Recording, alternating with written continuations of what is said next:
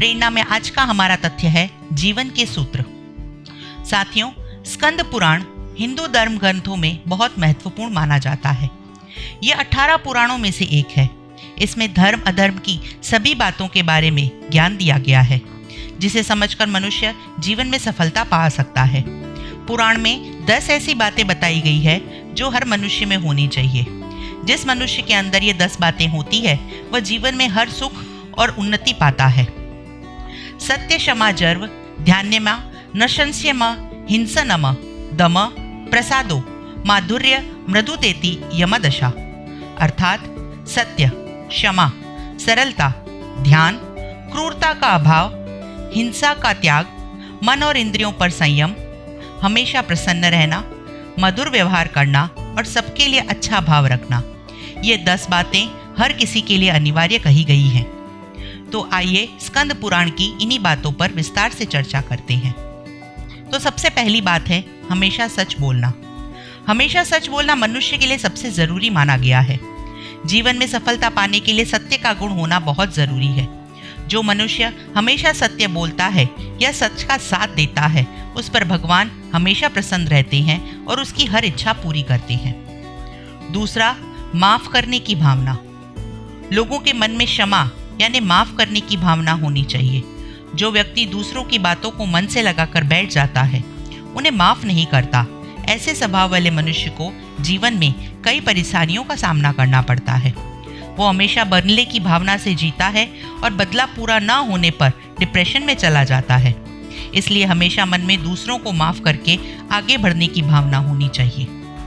तीसरा सूत्र है छल कपट से दूर रहना। छात्रों में छल कपट की भावना को सबसे बुरा माना गया है। जिस व्यक्ति के मन में दूसरों के लिए छल कपट की भावना रहती है, वह दुष्ट स्वभाव का होता है। ऐसा मनुष्य किसी का भी बुरा करने से पहले कुछ नहीं सोचता और दूसरों को दुख देने वाला बनता है। ऐसी भावना को कभी मन में पैदा ही नहीं होने देना चाहिए। चौथा सूत्र है देव भक्ति। मनुष्य के लिए भगवान की पूजा अर्चना करना, रोज उसका ध्यान करना बेहद आवश्यक है। जो मनुष्य देव पूजा और भक्ति नहीं करता, वह नास्तिक स्वभाव का होता है। ऐसे मनुष्य पाप और पुण्य में कोई फर्क नहीं कर पाता, अपने फायदे के लिए कुछ भी कर सकता है।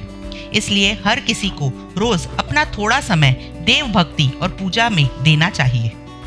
पांचवा सूत्र है न हो दुष्ट और हिंसक। जो दूसरों को दुख पहुंचाता है, उनके साथ हिंसा करता है, वह हिंसक प्रकृति का होता है। ऐसा इंसान किसी से भी बुरा व्यवहार करने से कतराता नहीं है। हिंसक प्रकृति के लोग दूसरों का ही नहीं बल्कि खुद का भी नुकसान करते हैं। इसलिए हर मनुष्य को अहिंसा का पालन करना चाहिए। छठा सूत्र है मन को वश में रखना। जिस मनुष्य का मन वश में नहीं रहता, वह अपनी इच्छाओं को पूरा करने के लिए कुछ भी कर सकता है। ऐसा मनुष्य किसी के भी साथ बुरा व्यवहार या हिंसा करने से कतराता नहीं। कई बार अपनी इच्छाएं उसे अपराधी बना देती हैं। इसलिए हमें अपने मन को वश में रखना चाहिए। कभी भी अपनी इच्छाओं को खुद पर और खुद के व्यक्तित्व पर हावी नहीं होने देना चाहिए। सातवां सूत्र है हमेशा खुश रहना। कहा जाता है कि जो मन से स्वस्थ रहता है, वह शरीर से भी स्वस्थ रहता है। जो हमेशा हंसने मुस्कुराने वाला होता है, वह अपनी सारी परेशानियों का सामना बहुत आसानी से कर लेता है। हर व्यक्ति को हर परिस्थिति में खुश रहना चाहिए और नकारात्मक भावों से खुद को दूर रखना चाहिए। आठवां सूत्र है सबके साथ अच्छा और समान व्यवहार करना। कई लोगों के मन में असमानता का भाव होता है। वे अमीर गरीब, छोटे बड़े में भेद करते हैं और उनके साथ व्यवहार भी उसी तरह करते हैं। इस बातों को शास्त्रों में बिल्कुल गलत बताया गया है। धर्म ग्रंथों के अनुसार जो मनुष्य दूसरों में भेदभाव नहीं करता और सबके साथ समान व्यवहार करता है, वह जीवन में हमेशा प्रगति करता है। ऐसे मनुष्य की सारी इच्छाएं पूरी होती है और सभी के लिए वह सम्मान का पात्र होता है। नवां सूत्र है ध्यान करना। हर व्यक्ति को अपने लिए कुछ समय जरूर निकालना चाहिए। ये समय ध्यान और योग जैसी गतिविधियों के लिए है। ये हमारी मानसिक शांति और भविष्य के लिए अति आवश्यक है। 10वां और अंतिम सूत्र है स्वभाव में सरलता। हर व्यक्ति को अपने स्वभाव में सरलता का भाव रखना चाहिए। अहंकार या किसी अन्य भाव के कारण अगर आप लोगों की पहुंच से दूर हों, तो अपने रिश्तों को और प्रतिष्ठाओं को भी ठीक करना चाहिए।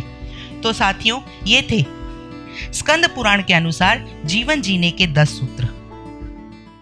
अगर आपको आज का हमारा चरित्र पसंद आया हो तो हमारे चैनल को सब्सक्राइब करें, लाइक करें, नीचे बेल आइकन पर भी क्लिक करें जिससे आपको हमारे लेटेस्ट अपडेट मिलते रहें। आपके सुझाव हमें कमेंट बॉक्स में लिखें ताकि हम हमारे चैनल को बेहतर से बेहतरीन बना सकें। तो दोस्तों, फिर मिलते हैं अगली कड़ी में नए जीवन चरित्र के साथ। तब तक आप सब स्वस्थ रहें, व्यस्त रहें, मस्त रहें। इसी कामना के साथ मुझे यानी लीना को दीजिए विदा। Good bye, sayonara.